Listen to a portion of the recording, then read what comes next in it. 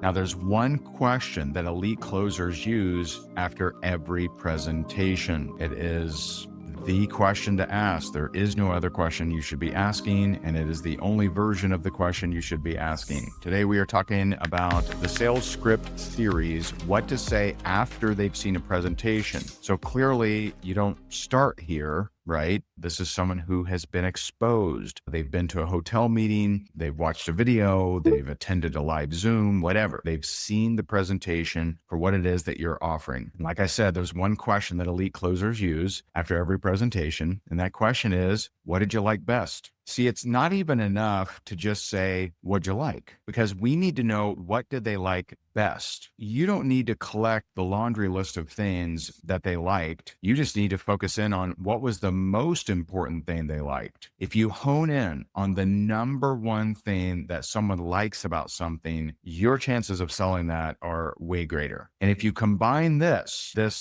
powerful question with what did you like best with expanding their problem, what are they trying to solve? You combine those two things, you are going to be off to the races. You are going to close more sales than you can imagine. By the way, there is something absolutely magical about someone who watches a presentation, because that shows that they're looking for something. No one is just randomly going around watching opportunity presentations or watching product presentations. No one's watching stuff they don't want to watch. Nobody watches a video of your product, service, or opportunity unless they're looking for something. They're looking to solve some pain. They're looking to attain a desire. That's the only reason they're watching it. You should have a pretty high close rate when it comes to people who've seen a presentation. Let me give you every variation for you. All right. So number one, they watch a presentation. First of all, don't assume. I see this all the time when I'm reviewing conversations with my coaching clients, my students, and the different teams that have hired me to review their sales conversations. I see it all the time where you don't ask, did you watch the presentation? Don't assume. Don't launch in, hey, what'd you like about it? This is a sequential kind of thing. Did you get a chance to watch the presentation? Yes. Okay.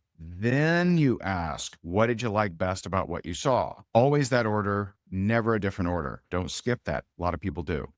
Because the person will say, oh, I'll watch it. I'll watch it right now. And so you'll follow up the next day. Hey, what did you like about it? No, you got to ask them, did you watch it? Because you're missing a postured response if they didn't. So if you're talking to someone and they said they'd watch the presentation, they didn't, you ask them, did you watch the presentation? No, I didn't, man. I had to pressure wash my driveway. I had to perm my hair. I had to wind my grandfather clock. Like, they come up with some kind of, some kind of baloney excuse. What you never do is shame them. You never say, well, you said you did. Well, when you going to do it? Right? Don't shame them. Don't chase them. Don't beg them. Don't bug them. Don't be desperate. Don't be eager. Don't be any of that crap. None of that stuff works. That's still chase mode, not close mode. Okay. If they didn't watch it, your response should be, hey, no problem. I just have to prioritize my time. I have several people that did watch the presentation, but I can reach back out to you in the next week or so. What you're doing is you're seeing, is this person legit or not? Are they actually interested in it or not? Now, if they say, okay, I'm going to tell you, there's a 99% chance they're actually not interested. They're wasting your time. I'm not saying don't follow up with them, but just for you to know. If they have any interest and you say, hey, no problem, I just got to prioritize my time, get back with the people that did watch the presentation, and I can get back to you in the next week or so. And they say, whoa, hey, hold on, man. I think I can watch. Okay,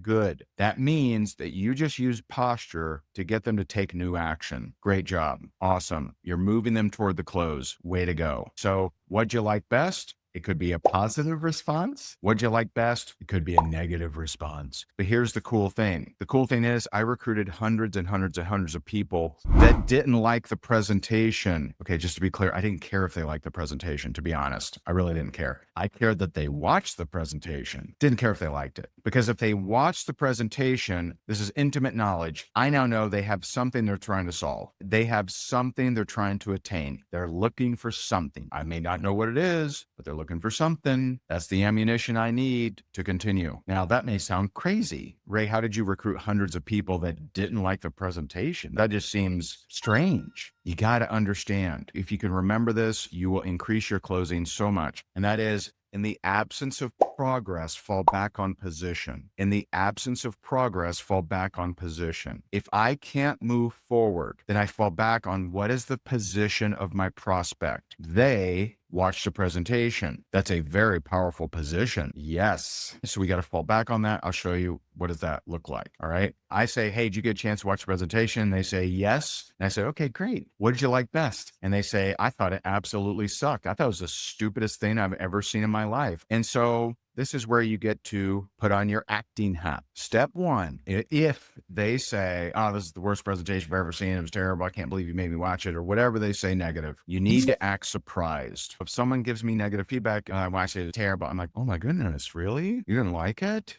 Hold on, let me look. Did I send you the right presentation? I'm sorry if I didn't. I'm gonna look and say, oh, well, I mean, it looks like the one with the plane, it has a plane on the front? Yeah, okay. Oh my goodness, that is the right presentation. Okay. And you didn't like it. Okay, got it. Okay. Now, if my wife is home, I'll say, babe, they didn't like the presentation. She knows. And she'll say, did you send the right one? That's what I asked. And they're hearing all this on the phone, right? They're hearing this.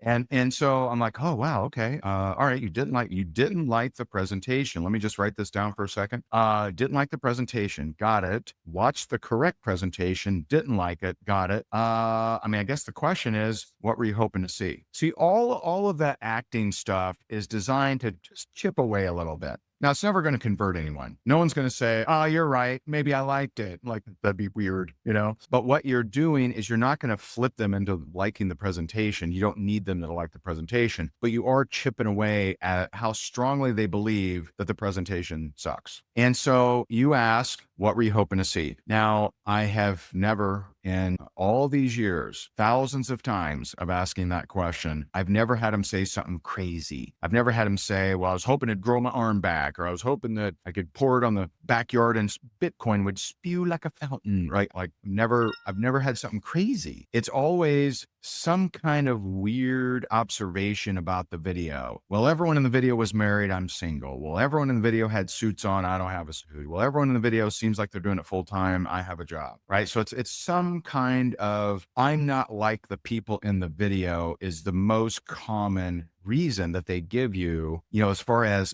what were they hoping to see? So they'll kind of have that in there, and then they'll get into their reason, right? Well, I was hoping I could make some extra money. I was hoping that I could work this part-time, or I was hoping that I could do this at night, something like that. All you have to do is find out, okay, well, how important is that to you? You expand the problem. Well, why is that important to you? Why is working at, being able to work part-time important to you? Why is making extra money important to you right now? Because you can't just accept, I want to make more money as an actual reason. That's way too cosmetic. It's not a good enough reason. It's like lose weight. Lose weight is not a good enough reason. You have to ask, well, why is that important to you? Is that optional? Like, is this something like, that'd be nice to make some extra money? So what you're doing is you're getting them to understand that their problem is bigger than they're giving it credence for. So you're expanding the problem, whatever problem they're trying to solve. Once you've successfully done that, then and only then you expand the solution. Now, the amateur is always expanding the solution. It's ground floor, it's the Netflix, AI driven, it's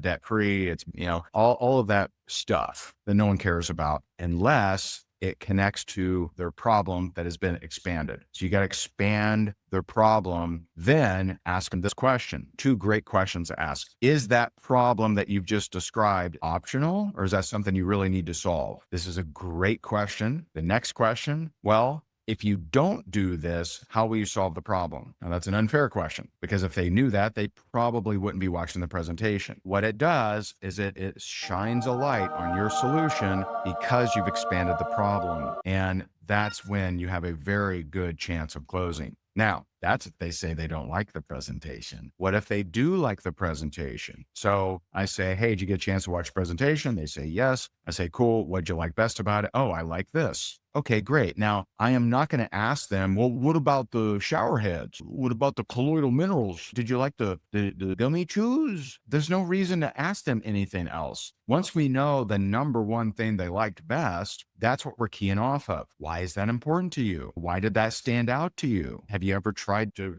do something with that problem that you're trying to solve? Tell me about your journey. What have you tried so far? Why is that important to you? And then I'm collecting data so that eventually I feel like the tank is filled enough and I say, wow, sounds to me like you're ready to join. Sounds to me like you're ready to join. And that is a period. That is not a question. I didn't ask people if they wanted to join. I didn't say, you ready to join? Well, you want to move forward? I didn't do that. Sounds to me like you're ready to join. Now, they may object. They may say, well, hold on there. I don't know about that. Oh, well, it's just when someone says exactly what you just said, they typically join. That's the response. But did you have a question or something? Now I'm confused. Do you have a question? When someone says exactly what you just said, they typically move forward, but you have a question or something? That's when I will use a high tone. Question creates confusion. I've had people just with that little move say, right. Yeah, let's go ahead. Okay, great. What's your mailing address? I'm not going to say, hey, check your email. I'm going to send you a link and call me when you're done. I'm not going to do that. I'm going to get them signed up. I'm going to take their information. I'm going to take the order. Now, if you have a complicated process where there's like financing and stuff, because I coach a lot of high ticket people and where they have financing, if it's like that, then just walk them through it on the screen. Okay. All right. On your screen right now, go to do.com. Okay. See that button right there? Click that, click the orange button, click the gray button. You need to know the process. You need to know all the buttons and all the directions to tell them, but walk them through. Do not rely on them doing it on their own. Because at the first sign of a little bit of confusion, they'll stop the process. Very important. Either take the information, if it's a simple process, just an order, or walk them through the registration, walk them through the sign up, walk them through the sale. Now you're going to be able to close more people. Again, if you want to expand on what to say as far as overcoming objections, as far as follow-ups, as far as reach outs, etc., you may want to get our script book. It's at higdongroup.com/scripts. You can print it out if you want, like I have here. Tag someone who may want to improve their closing. And I appreciate you so very much. So God bless you. Bye for now.